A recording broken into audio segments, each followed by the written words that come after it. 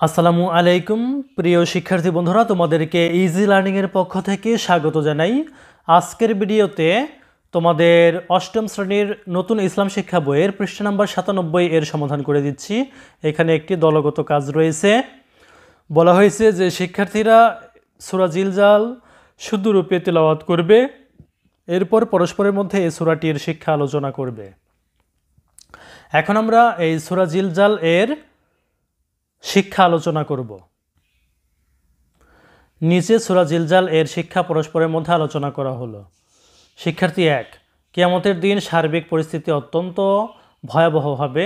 সেদিন জমিন সাক্ষ্য দিবে তার উপর মানুষ কি করেছে, সেদিন সব প্রকাশ হয়ে যাবে। শিক্ষার্থী 2, কিয়ামতের দিন মানুষ বিভিন্ন দলে তাদের আমলের হিসাব দেওয়ার জন্য বের হবে।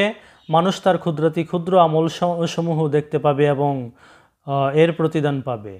নেক আমল অনুপরিমাণ হলেও তা পরিহার করা যাবে না।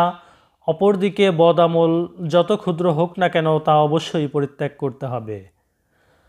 তো প্রিয় শিক্ষার্থী বন্ধুরা, যদি ভিডিওটি ভালো লাগে তাহলে শেয়ার করে দিও। ধন্যবাদ সবাইকে সাথে থাকার জন্য।